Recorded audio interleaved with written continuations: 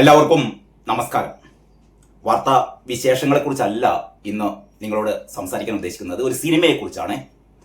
സ്വാഭാവികമായും എല്ലാവരും ഇപ്പോൾ ചർച്ച ചെയ്തുകൊണ്ടിരിക്കുന്ന ഒരു സിനിമയാണ് മോഹൻലാലിൻ്റെ മകൾ വിസ്മയ ആദ്യമായി അഭിനയിച്ച സിനിമ തുടക്കം. നേരത്തെ തന്നെ വിസ്മയയെക്കുറിച്ചുള്ള വിവാദങ്ങൾ നമ്മുടെ സോഷ്യൽ മീഡിയയിലാകെ നിറഞ്ഞു നിന്നിരുന്നു. അറിയാലോ, ഈ കോക്രോച്ച് ജനതാ പാർട്ടിയുടെ നേതൃത്വത്തിൽ ജന്തർ മന്ദറിൽ നടന്ന ഒരു വിദ്യാർത്ഥി പ്രക്ഷോഭത്തെ വിസ്മയ മോഹൻലാൽ അനുകൂലിച്ച് പോസ്റ്റ് ഇട്ടു എന്നതിൻ്റെ പശ്ചാത്തലത്തിലൊക്കെ വിസ്മയെ വിമർശിച്ചുകൊണ്ട് നിരവധി പേർ സോഷ്യൽ മീഡിയയിൽ രംഗത്ത് വന്നിരുന്നു. ഞാനൊരു വീഡിയോ ചെയ്തിരുന്നു കേട്ടോ. കാരണം ഞാൻ പറഞ്ഞത് വിസ്മയക്ക് എന്ത് നിലപാടെടുക്കാം. കാരണം പ്രായപൂർത്തിയായ ഒരു സ്ത്രീ എന്നുള്ള രീതിയിൽ വിസ്മയക്ക് ജന്തർ മന്ദറിൽ നടന്ന വിദ്യാർത്ഥി പ്രക്ഷോഭത്തെ അനുകൂലിക്കാം, ഒരു പ്രശ്നവുമില്ല. പക്ഷേ ഞാൻ ഉന്നയിച്ച ഒറ്റ പ്രധാനപ്പെട്ട കാര്യം, ആ പ്രക്ഷോഭം സമാധാനപരമായ ഒരു പ്രക്ഷോഭമായിരുന്നില്ല. നീറ്റ് പരീക്ഷയിൽ നടന്ന ക്രമക്കേടിനെ കുറിച്ചോ അല്ലെങ്കിൽ പരീക്ഷ കുറ്റമറ്റ രീതിയിൽ നടത്തണം എന്ന് പറയുന്ന ആവശ്യം ഒക്കെയാണ് ഈ സമരക്കാർ ഉന്നയിച്ചത് എന്നൊക്കെയാണ് പറഞ്ഞിരുന്നെങ്കിലും ആ പ്രക്ഷോഭകർക്കിടയിൽ നമ്മൾ ഒരുപാട് ഇന്ത്യ വിരുദ്ധ മുദ്രാവാക്യങ്ങൾ നമ്മൾ കേട്ടു. നമ്മുടെ ഇന്ത്യൻ സൈനികരെ അധിക്ഷേപിക്കുന്ന, അതായിരുന്നു എന്നെ ഏറ്റവും അധികം ഞെട്ടിപ്പിച്ചത്. ഫക്ക് ദ ഇന്ത്യൻ ആർമി എന്ന് പോലും പ്ലക്കാർഡുകൾ ഉയർത്തിപ്പിടിച്ചുകൊണ്ട് ഇന്ത്യൻ സൈനികരെ അധിക്ഷേപിച്ചു, അല്ലേ? ഉമർ ഖാലിദിനെ വിട്ടയക്കണം എന്ന് പറഞ്ഞു, സെക്ഷൻ 370 പുനഃസ്ഥാപിക്കണം എന്ന് പറയുന്നു. അപ്പൊ എന്ന് പറഞ്ഞാൽ രാജ്യവിരുദ്ധ ശക്തികൾ ആ വിദ്യാർത്ഥി പ്രക്ഷോഭത്തിന്റെ കൂടെ ഉണ്ടായിരുന്നു എന്നുള്ളതിന്റെ കുറെ തെളിവുകളാണിത്. മാത്രമല്ല, പാർലമെന്റിലേക്ക് നടന്ന അവരുടെ പ്രക്ഷോഭം ഭയങ്കര അക്രമാസക്തമായി മാറി. പോലീസുകാർ അല്ലെങ്കിൽ അർദ്ധ സൈനിക വിഭാഗക്കാർ പ്രക്ഷോഭകാരികളെ തല്ലിച്ചാതിച്ചു എന്നൊക്കെ പറയുന്നത് ശരി, അവർ തല്ലിച്ചാതിച്ചിട്ടുണ്ടാകാം. അതേപോലെ പ്രക്ഷോഭകാരികൾ പോലീസുകാരെ ഏതാണ്ട് 285ഓളം പോലീസുകാരെ ഇവർ ആക്രമിച്ചു, മാധ്യമപ്രവർത്തകരെ ആക്രമിച്ചു, നിരവധി വാഹനങ്ങൾ തകർത്തു, CCTV ക്യാമറകൾ തകർത്തു എന്ന് പറഞ്ഞാൽ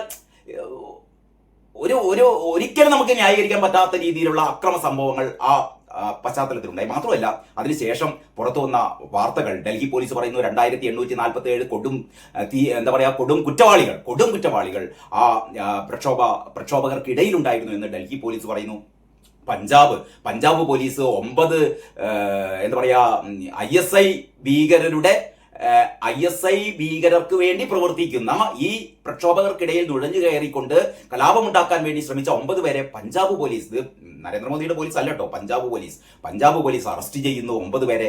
പശ്ചിമ ബംഗാളിൽ അതേപോലെ ഹമീം എന്ന് പറയുന്ന മറ്റൊരു കൊടും ഭീകരനെ അറസ്റ്റ് ചെയ്യുന്നു. ഇയാളുടെ ലക്ഷ്യം, ഇയാളുടെ അടുക്കൽ നിന്ന് കിട്ടിയ വിവരങ്ങളിൽ നിന്ന് തെളിയുന്നത് ജെയ്ഷെ മുഹമ്മദ് എന്ന് പറയുന്ന ഭീകര സംഘടന ഈ പ്രക്ഷോഭകർക്കിടയിലേക്ക് നുഴഞ്ഞു കയറി ഇവരെ ഇന്ത്യൻ സൈനികരുടെ വേഷമിട്ട്, അർദ്ധ സൈനികരുടെ വേഷമിട്ട്, പോലീസുകാരുടെ വേഷമിട്ട് വിദ്യാർത്ഥികളെ വെടിവെച്ച് കൊല്ലാൻ വേണ്ടി ഇവർ ശ്രമിച്ചിരുന്നു. അങ്ങനെ ഇന്ത്യയിൽ ആകെ ഒരു വൻ രക്തച്ചൊരിച്ചിൽ ഉണ്ടാക്കത്തക്ക രീതിയിൽ ഇവരുടെ ഒക്കെ ലക്ഷ്യം നരേന്ദ്രമോദി സർക്കാരിനെ അട്ടിമറിക്കുക എന്നുള്ളതായിരുന്നു. അങ്ങനെ ഒരുപാട് വാർത്തകൾ പ്രചരിക്കുമ്പോൾ മോഹൻലാലിന്റെ മകൾ വിസ്മയ പറയുന്നു, ഈ വിദ്യാർത്ഥി സമരം വളരെ അത്യാവശ്യമായിരുന്നു, വളരെ ശാന്തമായി നടന്ന സമരമാണ് എന്നൊക്കെ പറയുമ്പോൾ നമ്മൾ പറഞ്ഞു, ഞാൻ എൻ്റെ വീഡിയോയിൽ ഞാൻ പറഞ്ഞത് മോഹൻലാൽ വെറും ഒരു സെലിബ്രിറ്റി അല്ല. കാരണം മോഹൻലാൽ ലഫ്റ്റനന്റ് കേണൽ പദവി, അല്ലെ, രാജ്യം ആദരിച്ചുകൊണ്ട് സൈനികരുടെ മൊത്തം അവരെ മോട്ടിവേറ്റ് ചെയ്യാനുള്ള ഒരു ഭാഗം കൂടി ആയിക്കൊണ്ട് ഒരു ലഫ്റ്റനന്റ് കേണൽ പദവിയുള്ള ആളാണ് മോഹൻലാൽ. അതുകൊണ്ടൊക്കെ തന്നെയാണ് ഞാൻ പറഞ്ഞത്, മോഹൻലാൽ എന്ന് പറയുന്ന അച്ഛൻ ലഫ്റ്റനന്റ് കേണൽ പദവി നൽകി രാജ്യം ആദരിച്ച ആ അച്ഛൻ മകളോട് പറയണമായിരുന്നു, മോളെ നീ പറഞ്ഞതൊക്കെ ശരി തന്നെ, പക്ഷെ അതിന്റെ കൂടെ അവിടെ രാജ്യവിരുദ്ധ ശക്തികളും വിഘടന ശക്തികളും അതിന്റെ ഇടയിലൊക്കെ ഉണ്ടായിരുന്നു, അക്രമ പ്രവർത്തനങ്ങൾ ഈ പ്രക്ഷോഭകാരികൾ നടത്തിയിരുന്നു എന്നും കൂടെ ഈ അച്ഛനൊന്ന് മകളോട് പറഞ്ഞു കൊടുക്കണമായിരുന്നു. അത്രേ ഞാൻ പറഞ്ഞിട്ടുള്ളൂ. അങ്ങനെ പറഞ്ഞു കൊടുത്താലും വിസ്മയ അത് പറയണമെന്നൊന്നുമില്ല. അത്രേ ഞാൻ പറഞ്ഞിട്ടുണ്ടായിരുന്നുള്ളൂ. അതുപോട്ടെ അതൊക്കെ ഒഴിവാക്കി എന്ന് പറഞ്ഞാൽ നമ്മളിപ്പോൾ സംസാരിക്കാൻ പോകുന്നത് തുടക്കം എന്ന് പറയുന്ന സിനിമയെ കുറിച്ചാണ് കേട്ടോ.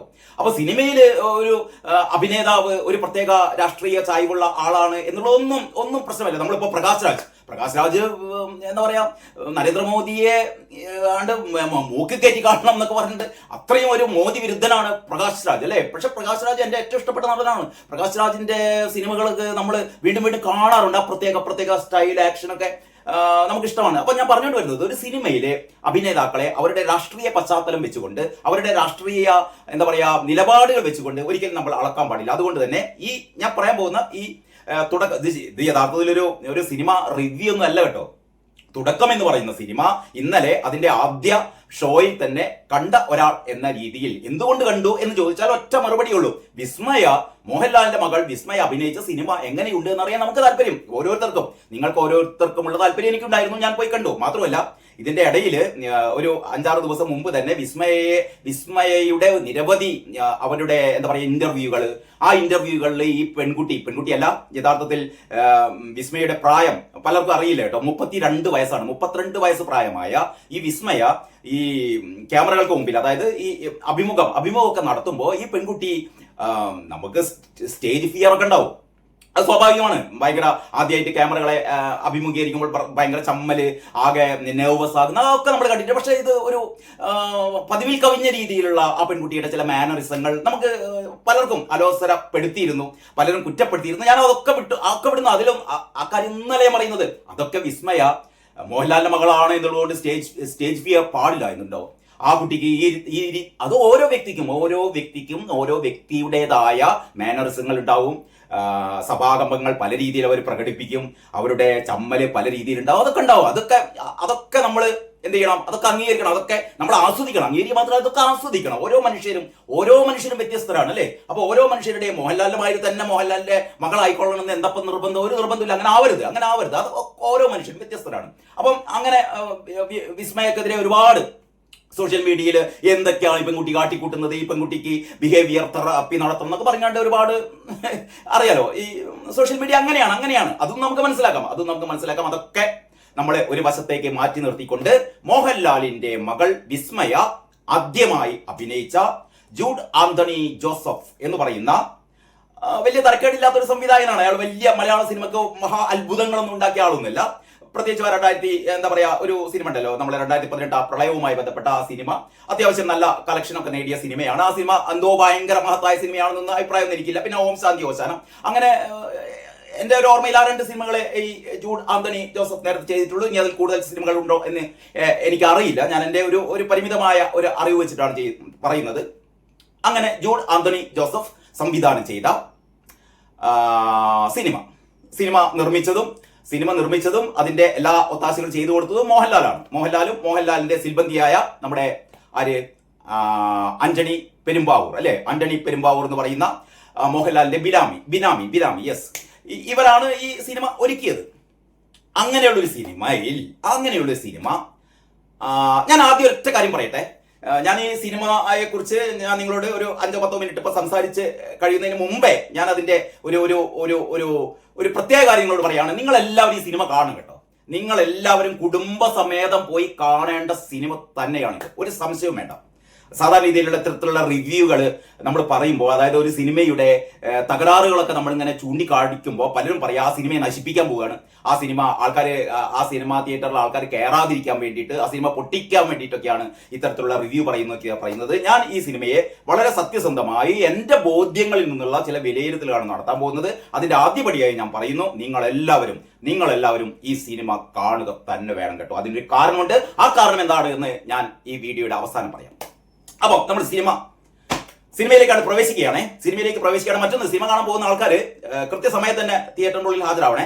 സിനിമ തുടങ്ങിക്കഴിഞ്ഞ് ഒരു 5 മിനിറ്റ് കഴിഞ്ഞിട്ടാണ് നിങ്ങൾ വരുന്നതെങ്കിൽ നിങ്ങൾക്ക് ഈ സിനിമയുടെ എന്താ പറയാ, സിനിമ നിങ്ങളോട് പറയുന്ന പല കാര്യങ്ങൾക്കും നിങ്ങൾക്ക് മനസ്സിലാക്കാൻ ബുദ്ധിമുട്ടാണ്. കാരണം ആദ്യത്തെ ഒരു 5 മിനിറ്റിനുള്ളിലാണ് ആ സിനിമയിലേക്കുള്ള ഒരു ഓപ്പണിംഗ് വരുന്നത്. എന്ന് പറഞ്ഞാൽ ആ സിനിമ എന്താ പറയാ, ആ സിനിമ ആവശ്യപ്പെടുന്ന അതിന്റെ ഒരു പശ്ചാത്തലം സെറ്റ് ചെയ്യുന്നത് ആദ്യത്തെ ഒരു 5 മിനിറ്റിലാണ്.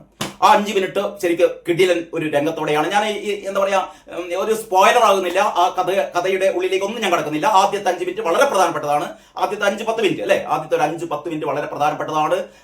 ഒരു നടുക്കുന്ന എന്താ പറയാ ചില സീനുകളിലൂടെയാണ് ആ സിനിമ മുന്നോട്ട് പോകുന്നത്.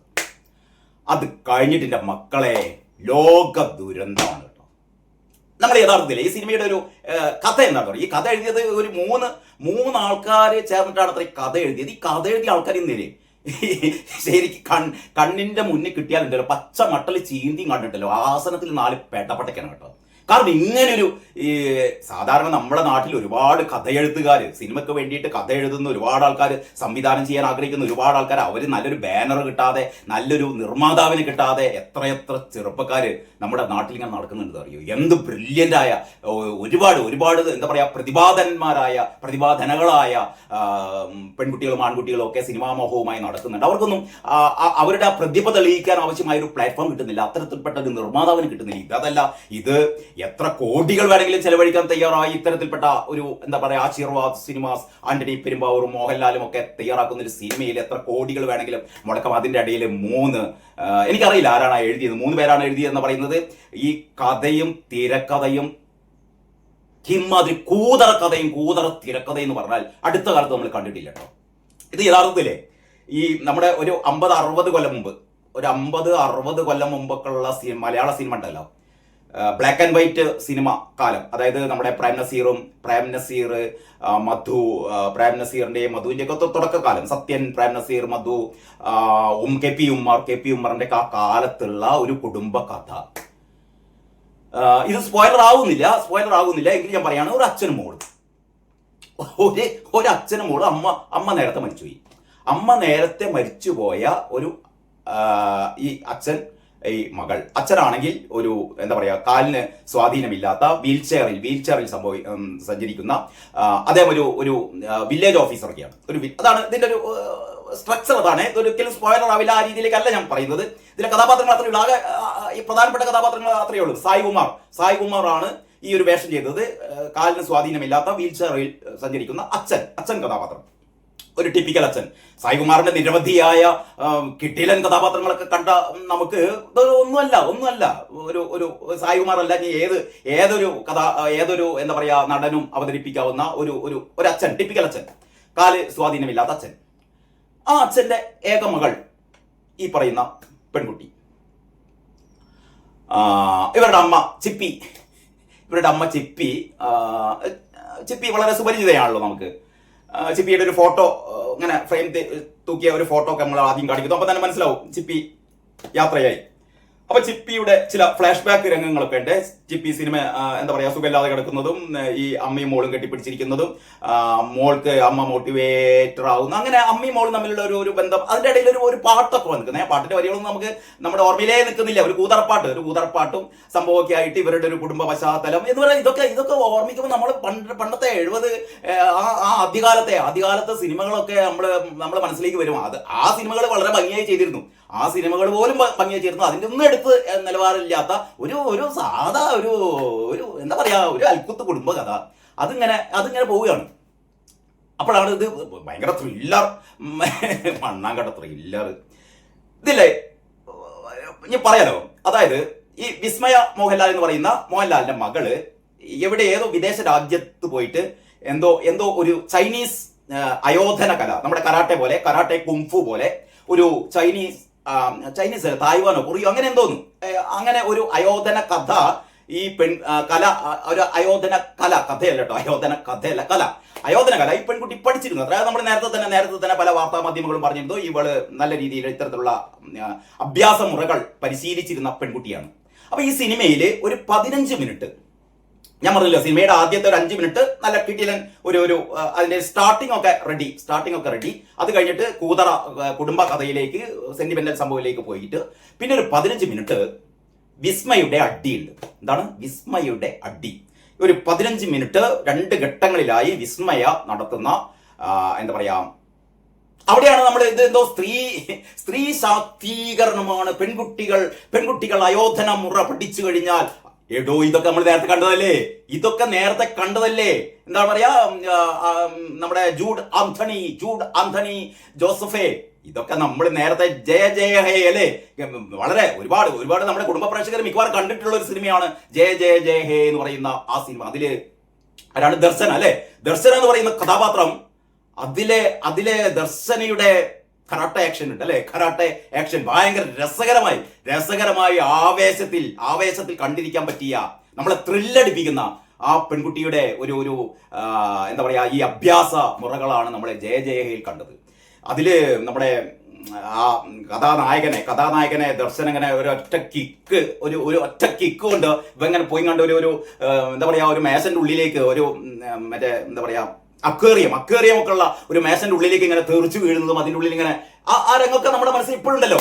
എന്റെ മക്കളെ, അതേപോലെ ദർശന വർഷങ്ങൾക്ക് മുമ്പ് ജയജയഹയില് അതിലെങ്ങനെയാണോ ഈ പറയുന്ന തന്റെ ഭർത്താവിനെ ഒരൊറ്റ ചവിട്ട് കൊണ്ട് തെറിപ്പിച്ചത്, അതേപോലെയാണ് വിസ്മയ ഒരൊറ്റ ചവിട്ട് കൊണ്ട് ഇതിലെ വില്ലനെ തെറിപ്പിക്കുന്നത്. അതേപോലെ തന്നെ അതൊരു വാതിലൊക്കെ പൊളിച്ചിട്ടാണ് പോകുന്നത് കേട്ടോ. ഒരു വാതിലൊക്കെ പൊളിച്ചിട്ട് ഈ പറയുന്ന വില്ലൻ തെറിച്ച് അപ്പുറത്തേക്ക് പോകുക എന്നുള്ളത് നമ്മൾ സാധാരണ രജനീകാന്തിന്റെ വിജയിയുടെ ഒക്കെ സിനിമയിൽ കണ്ടതാണ്. മോഹൻലാൽ ഏറെ വലിയ അടിക്കാരനായ മോഹൻലാൽ പോലും ഈ പറയുന്ന സ്റ്റണ്ട് രംഗങ്ങളിൽ ഇങ്ങനെ അടിച്ചിട്ടിട്ടെ അങ്ങനെ ആ വില്ലൻ പോയിട്ട് വാതിൽ വില്ലന്റെ അതേ രൂപത്തില് വില്ലൻ ഇങ്ങനെ തെറിച്ചു പോകുമ്പോൾ അതേ രൂപത്തില് വാതിൽ അങ്ങോട്ട് പൊളിഞ്ഞു പോവുകയാണ്. എന്നിട്ട് വില്ലൻ അങ്ങേപ്പുറത്ത് ചെന്ന് കണ്ട് വീഴുകയാണ്. ഇതാണ് ഒരു സീൻ കേട്ടോ. എന്നിട്ട് ഇവിടെ വിസ്മയം നിൽക്കുന്ന ഒരു പോസൊക്കെ ഉണ്ട്. ഇങ്ങനെ ഒരു എന്താ പറയാ ഒരു ഹൈ ലെവൽ ഒരു കിക്ക് ആ കിക്കിൽ ഇങ്ങനെ കാറൊക്കെ ഇങ്ങനെ പൊന്തിച്ചിട്ട് ഇങ്ങനെ നിൽക്കുന്ന ഒരു രംഗം. ഇത് ജസ്റ്റ് ദർശൻ എങ്ങനെയാണോ ജയജയഹയിൽ നിന്നത് അതേപോലെ യഥാർത്ഥത്തിൽ കോപ്പിയടി എന്ന് തന്നെ നമുക്ക് പറയേണ്ട ആ രംഗത്ത് ഒരു വിസ്മയം ഇങ്ങനെ നിൽക്കുകയാണ്. ആൾക്കാർ കൈ പോലെ അടിക്കുന്നില്ല. ആൾക്കാർ നേരത്തെ ദർശനക്ക് വേണ്ടി ഒരുപാട് കൈയടിച്ച ആൾക്കാർക്ക് ഇപ്പൊ കൈയൊന്നും പൊന്തുന്നില്ല. അപ്പൊ ഇങ്ങനെ നിൽക്കുന്നു. അതൊക്കെ കഴിഞ്ഞ് ഇനി അവസാനത്തെ വേറൊരു ഒരു 10 മിനിറ്റ് നേരമാണ്. അതും ജയജയഹേല് അതേപോലെ തന്നെ അവസാനം ദർശനയുടെ വേറൊരു അടിയുണ്ട്. ഒരു കൂട്ടം ആൾക്കാരുമായി ആദ്യം തന്നെ ഭർത്താവിനെ അടിച്ച് എന്താ പറയാ തെറിപ്പിക്കുന്നു. അത് കഴിഞ്ഞിട്ട് ദർശന ജയജയഹോല് നമ്മുടെ ഒരു കൂട്ടം ആൾക്കാരെ ആക്രമിക്കുന്ന അല്ലെങ്കിൽ എന്താ പറയാ നേരിടുന്ന ഒരു രംഗമുണ്ട് കേട്ടോ. വളരെ മനോഹരമായിട്ട് അരങ്ങ് ചെയ്തു. അതായിട്ട് കമ്പയർ ചെയ്തൊന്നുമില്ലെന്നേ. അതായിട്ട് കമ്പയർ ചെയ്യുമ്പോൾ ഇതിലൊന്നുമില്ല. ഒരു 15 മിനിറ്റ് നേരം അടിയുണ്ട്. എന്താ പറയാ വളരെ എന്താ പറയാ ഒരു ക്ലോസ് ഷോട്ടിലൊക്കെ ഇത് വെച്ചിട്ട് അതില് വിസ്മയുടെ മുഖമോ അല്ലെങ്കിൽ ആ ഒരു ഫൈറ്റ് സീനിൽ പോലും ഈ മോഹൻലാലിന്റെ മകൾ വിസ്മയയുടെ ഒരു മുഖമൊന്നും നമ്മുടെ മനസ്സിലേക്ക് വരുന്നില്ല കേട്ടോ. അത് ആ ഒരു ജഗപുകയിൽ നമ്മളിങ്ങനെ ആസ്വദിക്കുന്നതിൽ തകരാറുന്നില്ല. അപ്പൊ ഇതിന്റെ ഇടയിലാണ് ഞാൻ ഒരു കാര്യം പറയാൻ വരുന്നത്. അതായത് നമുക്കറിയില്ല മോഹൻലാൽ അഭിനയ പ്രതിഭയാണ്. മോഹൻലാലിന്റെ അഭിനയത്തെ കുറിച്ച് നമുക്കൊന്നും പറയാനില്ല. ക്ലാസിക് അഭിനയം വെക്കുന്ന അഭിനയത്തിന്റെ ഒരു പാഠപുസ്തകം എന്ന് തന്നെയാണ് മോഹൻലാൽ അല്ലേ. എന്ന് വെച്ച് മോഹൻലാലിന്റെ മോള് അങ്ങനെ ആവണമെന്ന് ഒരു നിർബന്ധമില്ല. മോഹൻലാലിന്റെ മകൻ ചില സിനിമകളിലൊക്കെ മോഹൻലാലിനേക്കാൾ അപ്പുറത്തുള്ള അഭിനയ പാഠവം കാഴ്ചവെച്ച ആളാണ് അപ്പു, മോഹൻലാലിന്റെ മകൻ. പക്ഷെ വിസ്മയ ഈ സിനിമയിൽ ഒരു കാര്യം വിസ്മയക്ക് അഭിനയിക്കാനൊന്നും ഇല്ല എന്നുള്ളതാണ്. ആ പെൺകുട്ടിയെ കുറ്റം പറയേണ്ട കാര്യമില്ല. ആ കഥാപാത്രത്തിന് അഭിനയിക്കാൻ ഇതിലൊന്നുമില്ല. വെറുതെ ഇങ്ങനെ നിന്ന് കൊടുത്താൽ മതി. ആ കഥാപാത്രത്തെ രൂപപ്പെടുത്തുന്നതിൽ പോലും ഈ തിരക്കഥാകൃത്തുക്കളൊക്കെ പരാജയപ്പെട്ടു. ഇടി വെട്ടിയാൽ അച്ഛനെ കെട്ടിപ്പിടിച്ച് കിടന്നുറങ്ങുന്ന മോള് ഇടി വെട്ടുമ്പോഴത്തേക്ക് പാതി പോയി അച്ഛന്റെ കിടക്കയിൽ വന്നിരുന്നത് അച്ഛനെ കെട്ടിപ്പിടിക്കുന്നു. ഇതൊക്കെ നമ്മളിത് കാലം മുമ്പ് കണ്ടതാണ്. ഇങ്ങനെ മോൾ ഇന്റർവ്യൂവിന് പോകുമ്പോഴത്തേക്ക് അച്ഛന്റെ കാല് തൊട്ട് വന്നിച്ച് അപ്പോഴത്തേക്ക് അമ്മന്റെ ഫോട്ടോന് മുന്നിൽ കണ്ണീരൊഴുക്കി അപ്പോഴത്തേക്ക് പഴയ കഥകളൊക്കെ വന്ന് നമ്മൾ പണ്ട് പ്രേം നസീറിന്റെ ഒക്കെ ചില സിനിമകളല്ലേ, അമ്മേ ഞാൻ 10ാം ക്ലാസ് പാസ്സായി അമ്മേ എന്നൊക്കെ പറഞ്ഞ പഴയ സീനൊക്കെ നമ്മൾ ഓർമ്മ വരും. നമ്മള് ഇന്റർവ്യൂവിന് എത്ര കുട്ടികൾ ഇന്റർവ്യൂവിന് പോകുന്നത്, എറണാകുളത്തേക്ക് ഇന്റർവ്യൂവിന് പോകുമ്പോഴത്തേക്ക് അച്ഛനും മോളും തമ്മിലുള്ള സെന്റിമെന്റ് സീന്, അമ്മന്റെ ഫോട്ടോത്തിന് മുന്നിലുള്ള കൈകോപ്പി പ്രാർത്ഥന, അപ്പോഴത്തേക്ക് പാട്ട്, പഴയ ഓർമ്മകൾ, അങ്ങനെ ആകെ നമ്മളിങ്ങനെ എണീറ്റ് പോകാനൊക്കെ നമുക്ക് തോന്നും. അങ്ങനെ സിനിമ അങ്ങനെ പോയിട്ടാണ് ഞാൻ കഥയിലേക്കൊന്നും കടക്കുന്നില്ല. അങ്ങനെ അവസാനത്തെ ഒരു അടിപിടി സംഭവങ്ങളൊക്കെ ഉണ്ടേ. പിന്നെന്താ പറയേണ്ടത്? ഞാൻ ആദ്യം പറഞ്ഞല്ലോ, നിങ്ങള് ഈ സിനിമ എന്തായാലും കാണുമ്പോൾ ഇങ്ങനെയുള്ള മുഴുവൻ സകല അലമ്പൂതിന്റെ അകത്ത് ഉണ്ടായിട്ടും നിങ്ങൾ ഈ സിനിമ കാണുമെന്ന് പറയുന്നത് ഇത് മോഹൻലാലിന്റെ മകൾ അഭിനയിച്ച സിനിമ എന്നല്ല പറയേണ്ടത്. ഇത് ആന്റണി പെരുമ്പാവൂരിന്റെ മകൻ ആശിഷ് ജോ ആന്റണി അഭിനയിച്ച ആദ്യത്തെ സിനിമയല്ല. നേരത്തെ എമ്പുരാനിലിട്ട ഈ കുട്ടി ഈ വാവ് അഭിനയിച്ചെന്ന് പറയുന്നു. എന്റെ ശ്രദ്ധയിൽ അത് പെട്ടിട്ടില്ല കേട്ടോ. ഞാൻ എമ്പുരാൻ കണ്ടു, പക്ഷെ അതിൽ ഏത് രംഗാന്ന് എന്റെ മനസ്സിലേക്ക് വരുന്നില്ല. പക്ഷെ ഈ സിനിമയിലുണ്ടല്ലോ എന്റെ മക്കളെ, കിഡു എന്ന് പറഞ്ഞാൽ കിഡു ഞെട്ടിപ്പിക്കുന്ന, ഒരു പക്ഷെ സമീപകാലത്തൊന്നും മലയാള സിനിമയിൽ ഇങ്ങനെ ഒരു വില്ലൻ കഥാപാത്രം ഉണ്ടാവും.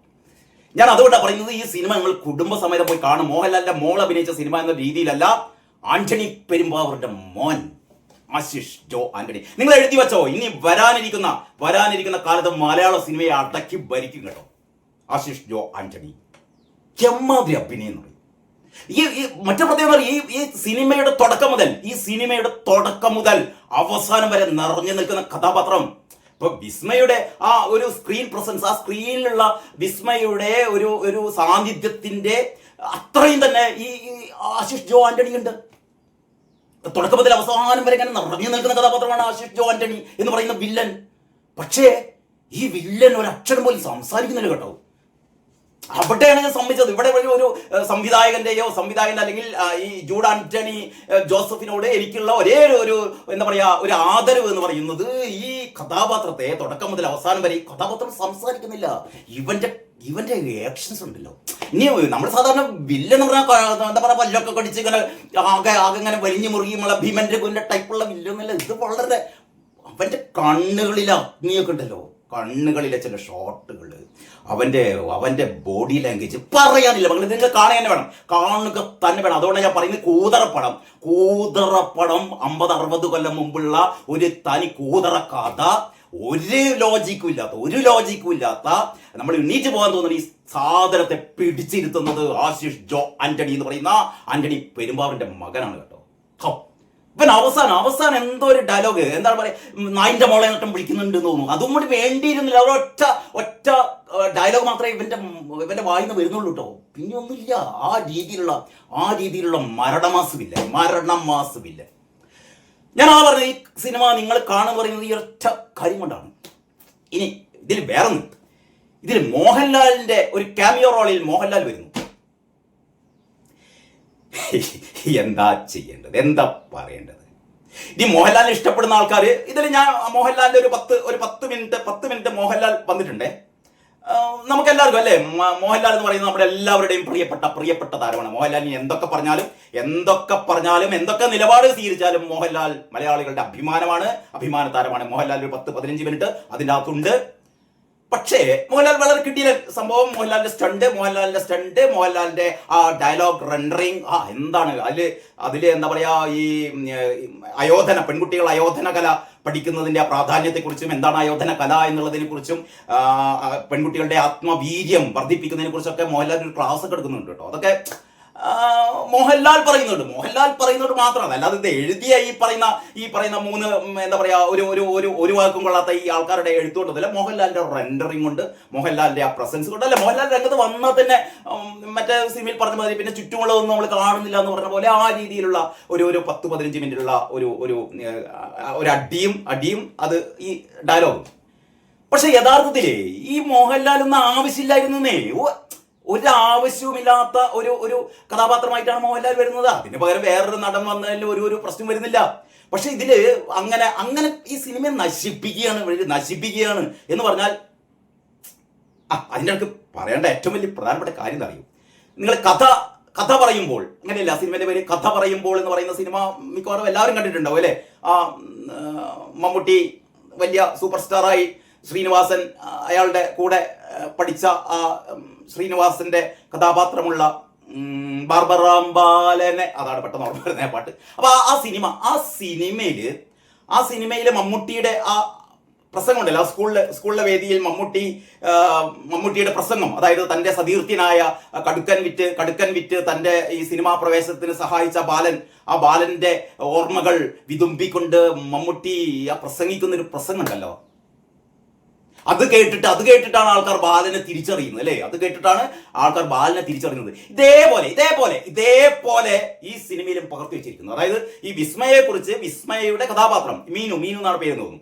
ഈ മീനു എന്ന് പറയുന്ന കഥാപാത്രത്തെ കുറിച്ച് അതിന്റെ ഇടയിൽ ചില മോശം ഒരു ധാരണകളൊക്കെ ആ സമൂഹത്തിൽ, ആ ചുറ്റുപാടൊക്കെ പ്രചരിച്ചു. അപ്പൊ അതിനെ മറികടക്കാൻ വേണ്ടിയിട്ട് മീനു ഭയങ്കര സംഭവമാണ് എന്നുള്ള രീതിയിൽ മനോജ് കെ ജയന്റെ ഒരു കഥാപാത്രം, ഒരു പോലീസ് CI, ഈ പറയുന്ന എന്താ പറയാ, ഒരു CIയുടെ ഏതൊരു സ്കൂളിൽ എന്തൊരു ചടങ്ങില് ഈ CI പ്രസംഗിക്കുകയാണ്.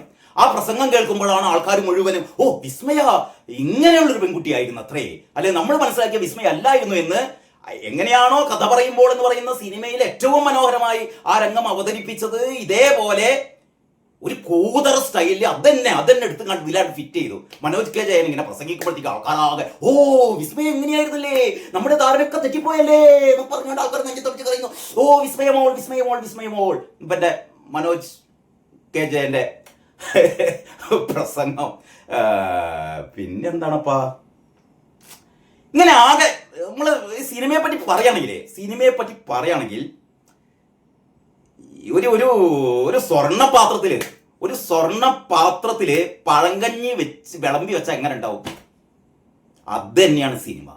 അതിൻ്റെ അടിയിൽ ഇങ്ങനെ ഒരു നല്ല സ്റ്റൈലിന് ഒരു കോഴിക്കല്ലെ എരിവുള്ള ഒരു കോഴിക്കാല് പോലെ അങ്ങനെ കടിച്ച് വലിക്കാൻ പാകത്തില് നമ്മളെ ആശിഷ് ജോ ആന്റണി ഇങ്ങനെ നിൽക്കുമ്പേ വീണ്ടും എനിക്ക് ഈ സിനിമ ഒന്നും കൂടി ഈ സിനിമ കാണുന്നു തോന്നുന്നുണ്ട്. വിസ്മയെ കാണാനല്ല, മോഹൻലാലിന്റെ ഈ പ്രസൻസിന് വേണ്ടിയിട്ടല്ല, ഒന്നല്ല, ആശിഷ് ജോയുടെ എന്താ പറയുക, അത് മാത്രം കേന്ദ്രീകരിച്ചുകൊണ്ട് ആ നടന്റെ ബ്രില്യൻ്റായ അഭിനയം ഉണ്ടല്ലോ, ചില നോട്ടം, അതാണ് അഭിനയം എന്ന് പറയുന്നത്. അല്ല നിങ്ങൾ ഈ എന്താ പറയാ, ഈ തിരക്കഥാകൃതി എഴുതിയുണ്ടാക്കിയ ഈ സംഭാഷണങ്ങൾ ഇങ്ങനെ ഉരുവിട്ട് അതൊന്നല്ല.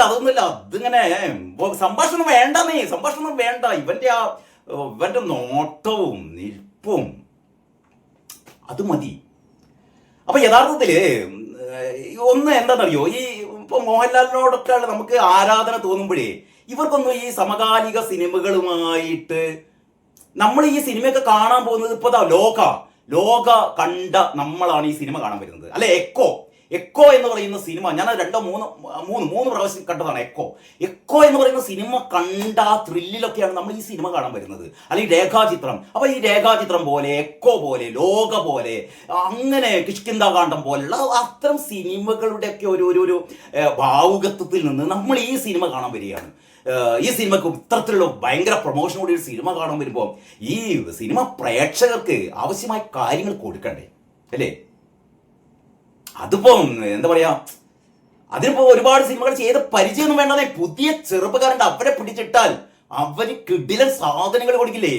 ഇതിന് നിങ്ങൾ ഈ പറയുന്ന ഈ പെൺകുട്ടി ഒന്ന് ഈ സിനിമ ഒരു ഹാഫ് ടൈം ആകുമ്പോഴത്തേക്ക് തന്നെ, ഹാഫ് ടൈം വേറെ ഒരു പെൺകുട്ടി നേരിടുന്ന ഈ പറയുന്ന ചില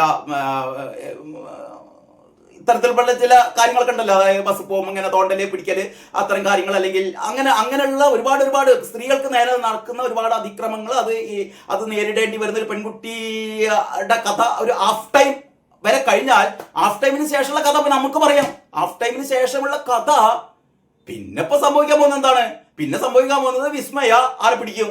വിസ്മയ ഈ പറയുന്ന വില്ലനെ പിടിക്കും. അത് സ്വാഭാവികല്ലേ. എന്തായാലും വിസ്മയ ഈ സംഘട്ടനത്തിൽ കൊല്ലപ്പെടാൻ പോകുന്നില്ല, വിസ്മയ എന്ന് പറയുന്ന കഥാപാത്രം തീരാൻ പോകുന്നില്ല, വില്ലൻ വിജയിക്കാൻ പോകുന്നില്ല, ഇതൊക്കെ നമുക്ക് നേരത്തെ അറിയാം. അങ്ങനെ ഒരിക്കലും സിനിമ ഉണ്ടാവില്ല. അപ്പൊ സ്വാഭാവികമായും ഇന്റർവ്യൂ വരെ സംഭവിക്കുന്നത് വിസ്മയ എന്ന് പറയുന്ന ഈ കഥാപാത്രത്തിന് ഈ വില്ലനിൽ നിന്ന് നേരിടേണ്ടി വരുന്ന ഒരുപാട് എന്താ പറയാ, നാട്ടുകാരിൽ നിന്ന് നേരിടേണ്ടി വരുന്ന ഒരുപാട് കുറ്റപ്പെടുത്തലുകൾ ഈ പറയുന്ന വില്ലൻ സൃഷ്ടിക്കുന്ന ഒരു ഭയങ്കര ഭീതി, ഇതിൽ നിന്നൊക്കെ ആകെ അതിനുശേഷം ഇവള് ഭയങ്കര എന്താ പറയാ, ഇവളുടെ ഈ അയോധന കലകള് അത് വെച്ച് നേരിടണം എന്ന് പറയുന്ന സംഭവമൊക്കെ വരുമ്പോ പിന്നെ ഹാഫ് ടൈം കാണേണ്ട കാര്യമില്ല. പിന്നെന്താ സംഭവിക്കുന്നത്? വിസ്മയ അടിച്ചിടും വില്ലനെ, അവസാനം ഇങ്ങനെ ആവും, നമുക്കൊക്കെ അറിയാം. അപ്പൊ എന്ന് പറഞ്ഞാൽ ഇതില് ഒരു സസ്പെൻസും ഇല്ല, ഒരു അത്തരത്തിൽപ്പെട്ട ഒരു സാധനം ഇല്ലാന്നേ. എന്നിട്ട് അവസാനം ഏറ്റവും വലിയ സഹിക്കാൻ പറ്റുന്നത് മോഹൻലാൽ അവസാനം വിസ്മയനെ കെട്ടിപ്പിടിച്ചിട്ട് വിസ്മയക്ക് എന്തോ ഒരു നുഞ്ചാക്ക് പോലുള്ള എന്തോ ഒരു ആയുധം പോലുള്ള ഒരു സാധനം കൊടുക്കുന്നുണ്ട്. ഞാൻ എന്താണെന്ന് എനിക്ക് മനസ്സിലായില്ല. 2 വടിക്കഷ്ണം കൊടുത്തുകാണ്ട് അത് പിടിച്ചും കണ്ട് എൻ്റെ മോളാണ്, ഇവളെ എൻ്റെ മോളാണ്, ഇനി നിങ്ങൾ പ്രേക്ഷകർക്ക് ഞാൻ എൻ്റെ മോളെ വിട്ടു തരുന്നു എന്നൊക്കെ മൗനമായി പറയുകയാണെന്ന് അറിയില്ല. ഇതിനൊന്നും ആവശ്യമില്ല. ഇന്നതൊക്കെ ഒരു ഞാൻ നേരത്തെ പറഞ്ഞതാണ്. ഈ മോഹൻലാലിനൊക്കെ ഒരു സംഭവം എന്ന് അറിയാം. മോഹൻലാൽ ഇപ്പോൾ നമുക്ക് കുറെ കാലം മോഹൻലാൽ എന്തോ ഭയങ്കര ഒരു സിനിമ സംവിധാനം ചെയ്യാൻ പോകുന്നുണ്ട് പറയാണ്ട് ഒരു കൂതറ സാധനം നമുക്ക് മുമ്പിൽ എന്താ ബ്രോസ് എന്നൊക്കെ പറഞ്ഞിട്ട് അവസാനം ബ്രോസ് കാണാനും ആളില്ല. ഇത് OTT വന്നിട്ട് പോലും ഈ സാധനം ഒരു 10 മിനിറ്റിന് അങ്ങനെ പറയാനും കാണില്ല. അമ്മായൊരു സാധനമാണ്. പിന്നെ ഈ മലൈക്കോട്ട വാലിബൻ പോലുള്ള ഒരുപാട് ഇത്തരത്തിൽപ്പെട്ട ആൾക്കാർക്ക് ഒരു ത്രില്ലടിപ്പിക്കാത്ത ഒരുപാട് സിനിമകളിലൊക്കെ അഭിനയിച്ച ആളാണ് ഈ മോഹൻലാൽ എന്ന് പറയുന്നത്. അപ്പൊ ഈ മോഹൻലാൽ മോളെ രംഗത്തിറക്കുമ്പോൾ അതിൻ്റെതായൊരു ഈ സിനിമയുടെ ഇതിന്റെ ഒരു 3/4 ഭാഗം കട്ട് ചെയ്തെടുക്കാന്ന് ഒന്നുമില്ല. അതിന് നേരത്തെ ഞാൻ പറഞ്ഞ പോലെ ഇതിൽ പറയുന്ന ആ വില്ലൻ ഇല്ലെങ്കിൽ ഒരു അവസ്ഥ ആലോചിക്കുക. ആ വില്ലനായിട്ട് ഈ ആശിഷ് ജോ ആന്റണി കൂടി ഇല്ലെങ്കിൽ ഈ സിനിമ ഒരു മനുഷ്യന് 10 മിനിറ്റ് കൊടുത്ത് കാണില്ല. അപ്പൊ എന്ന് പറഞ്ഞാൽ അച്ഛന്മാര് മക്കൾക്ക് വേണ്ടി നിർമ്മിച്ച സിനിമ, അങ്ങനെയാണ് ഇതിന് ടാഗ് ലൈൻ കൊടുക്കാൻ നല്ല കേട്ടോ. അതായത് ആന്റണി പെരുമ്പാവൂർ എന്ന് പറയുന്ന അച്ഛൻ തന്റെ മകന് വേണ്ടിയിട്ടും മോഹൻലാൽ എന്ന് പറയുന്ന അച്ഛൻ തന്റെ മകൾക്ക് വേണ്ടിയിട്ടും നിർമ്മിച്ച ഈ സിനിമ കാണണം, എല്ലാവരും കാണണം ആശിഷ് ജോ ആന്റണി എന്ന് പറയുന്ന വില്ലനെ. കണ്ടാലും നമുക്ക് മതി വരില്ല. വിസ്മയക്ക് ഇനിയും കൂടുതൽ അവസരങ്ങൾ ഉണ്ടാവട്ടെ. കാരണം വിസ്മയ മറ്റൊരു നായികയുമായി നമുക്ക് താരതമ്യം ചെയ്യാൻ പറ്റില്ല. വിസ്മയക്ക് വിസ്മയുടേതായ എന്താ പറയാ ഒരു സ്ക്രീൻ പ്രസൻസ് ആ കുട്ടിയുണ്ട്. അവർക്ക് അനുയോജ്യമായ കഥാപാത്രങ്ങൾ വരട്ടെ. അഭിനയ എന്നൊക്കെ പറഞ്ഞാൽ ഇതിങ്ങനെ അതൊക്കെ ഇങ്ങനെ ഡെവലപ്പ് ചെയ്തെടുക്കേണ്ടതല്ലേ. അഭിനയം എന്ന് പറഞ്ഞാൽ ആദ്യത്തെ സിനിമ കണ്ടിട്ട് എന്തോ ഭയങ്കര സിനിമയാണെന്ന് നമുക്ക് പറയാൻ പറ്റില്ല. നമ്മള് ഇയാൾക്ക് ഫഹദ് ഫാസിലിനെ കണ്ടിട്ടുണ്ടല്ലോ അല്ലെ. ഫഹദ് ഫാസിലെ ഒരു അഭിനയത്തിന്റെ പാഠപുസ്തകം എന്നൊക്കെ, അതായത് മോഹൻലാലിനെ പോലെ തന്നെ, ഒരുപക്ഷെ മോഹൻലാലിനേക്കാൾ മുകളിൽ നമുക്ക് അഭിനയ കലയിൽ ഫഹദ് ഫാസിലിനെ പ്രതിഷ്ഠിക്കാം. പക്ഷെ ഫഹദിന്റെ ഒന്നാമത് സിനിമ നിങ്ങൾ കണ്ടിട്ടുണ്ടോ? ഫാസില് സംവിധാനം ചെയ്ത ഫഹദ് ഫാസിൽ അഭിനയിച്ച ആദ്യത്തെ ഒരു സിനിമ 10 മിനിറ്റ് കണ്ടിരിക്കാൻ പറ്റില്ല. അമ്മാതിരി കൂതർ അഭിനയായിരുന്നു ആ സിനിമയിൽ ഫഹദ് ഫാസില് കാഴ്ചവെച്ചത്. അതിനുശേഷം ഫഹദ് ഫാസിൽ വളർന്നു. അതേപോലെ വിസ്മയ ഈ സിനിമ കണ്ടിട്ട് വിസ്മയക്ക് അഭിനയിക്കാൻ പറ്റുമോ പറ്റില്ലയോ എന്ന് നമുക്ക് പറയാൻ പറ്റില്ല. കാരണം ഞാൻ നേരത്തെ പറഞ്ഞില്ല, ഇതിൽ വിസ്മയക്ക് ഒന്നും അഭിനയിക്കാനൊന്നുമില്ല. ആകെ ചവിട്ടാനും കുത്താനും അടിക്കാനേ ഉള്ളൂ. അത് വിസ്മയ അത്യാവശ്യം നല്ല രീതിയിൽ ചെയ്തിട്ടുണ്ട്. അത് വിസ്മയക്ക് അറിയാം. അത് നമുക്ക് പക്ഷെ അതുപോലും ഈ പറയുന്ന സംവിധായകനോ ഈ പറയുന്ന ഈ തിരക്കഥാകൃത്തുകളൊക്കെ ചേർന്നിട്ട് അതിൻ്റെതായ ഒരു എന്താ പറയാ അതിൻ്റെതായ ഒരു അങ്ങനെ പോരാ അതിന്. കാരണം വിസ്മയുടെ കഥാപാത്രം എപ്പോഴും മറ്റേ ഈ വില്ലൻ കഥാപാത്രത്തിന്റെ മേലെ നിൽക്കണം. അവസാനം വിസ്മയ അവനങ്ങനെ നിലത്ത് വീഴ്ത്തിയിട്ട് പറയുന്നുണ്ട്, നീയൊന്നൊരു പുല്ലല്ലടാ എന്ന് പറയുന്നുണ്ട്. പക്ഷെ നമുക്കറിയാം ഇവൻ പുല്ലല്ല, ഇവൻ വൻമരാണ്. ആ രീതിയിൽ ഈ ആശിഷ് ജോ ആന്റണിക്ക് മുമ്പിൽ വിസ്മയ എന്താ പറയാ പുല്ലായി മാറുന്ന ഒരു കാഴ്ചയാണ് സിനിമ കണ്ടു കഴിയുമ്പോൾ നമുക്ക് മനസ്സിലാവുന്നത്. അപ്പം ഇതൊക്കെയാണ് സിനിമയുടെ കുറച്ച് വിശേഷങ്ങളെ. ഈ സിനിമ കണ്ടപ്പോൾ ഞാനിങ്ങനെ സിനിമകള് നിരന്തരം കാണുകയും അതിങ്ങനെ അതിനെപ്പറ്റി റിവ്യൂ ചെയ്യുന്ന ഒരാളല്ല. നമ്മുടെ മേഖല വേറെയാണ്, രാഷ്ട്രീയമാണ്. പക്ഷേ ഈ സിനിമ കണ്ടപ്പോൾ ഈ സിനിമ ഒരു സാധാരണ ഒരു പ്രേക്ഷകൻ എന്നുള്ള രീതിയിൽ അത് കണ്ടപ്പോൾ എനിക്ക് തോന്നിയ ചില കാര്യങ്ങളാണ് ഞാനിതിൽ പറയുന്നത്. ഇതിൽ നിങ്ങൾക്ക് ഒരു വിരോധവും വരുത്തേണ്ട കാര്യമില്ല. ഞാൻ ഈ സിനിമയെ നശിപ്പിക്കുന്നില്ല. ഈ സിനിമ ഞാൻ വീണ്ടും പറയുകയാണ്, ഈ സിനിമ നിങ്ങൾ കാണേണ്ടതാണ്. വീണ്ടും ഞാനതാ ഒരിക്കൽ കൂടി ഈ സിനിമ കാണാൻ വേണ്ടി പോകുകയാണ്. പക്ഷേ സത്യം പറയാതിരിക്കാനാവില്ലല്ലോ. അതുകൊണ്ട് എനിക്ക് ബോധ്യപ്പെട്ട ചില സത്യങ്ങൾ ഞാൻ പറഞ്ഞെന്ന് മാത്രമേ ഉള്ളൂ. അപ്പം ഈ സിനിമ സ്വാഭാവികമായി ഈ സിനിമ ചിലപ്പം എന്താ പറയാ 100 കോടി ക്ലബ്ബ് 300 കോടി ക്ലബ്ബ് എന്നൊക്കെ പറയുന്ന ആ ക്ലബ്ബിലൊക്കെ അത് കയറും. ഒരു സംശയം വേണ്ട. ആ രീതിയിലുള്ള എല്ലാ ബാക്കിങ്ങും ഈ സിനിമക്ക് കിട്ടുന്നുണ്ട്. സാധാരണ സിനിമകളെ ഇടകീറി പരിശോധിച്ചുകൊണ്ട് അതിനെ കുറ്റപ്പെടുത്തുന്നവർ പോലും, ഇത്തരത്തിൽപ്പെട്ട റിവ്യൂവേഴ്സ് പോലും ഇതിനെ ആ രീതിയിലൊന്നും കൊല വിളിക്കുന്നത് ഞാൻ കണ്ടിട്ടില്ല. അപ്പൊ സ്വാഭാവികമായും ഈ സിനിമ ഒരു വൻ വിജയമൊക്കെയായി മാറും. അതിപ്പം അത് സിനിമയുടെ മഹത്വം ഒന്നും അല്ലല്ലോ അത്. അപ്പൊ ഇത്രയൊക്കെയാണ് ഈ സിനിമയെ കുറിച്ചുള്ള വിശേഷങ്ങൾ. അപ്പൊ എല്ലാവരും എത്രയും പെട്ടെന്ന് പോയി സിനിമ കാണുക. ശേഷം നമുക്ക് പുതിയൊരു സിനിമയുമായി അടുത്ത് രാഷ്ട്രീയ നിരീക്ഷണങ്ങളുമായി അടുത്ത് അപ്പം മറ്റൊരു വീഡിയോയിൽ. അതുവരെ എല്ലാവർക്കും നന്ദി, നമസ്കാരം.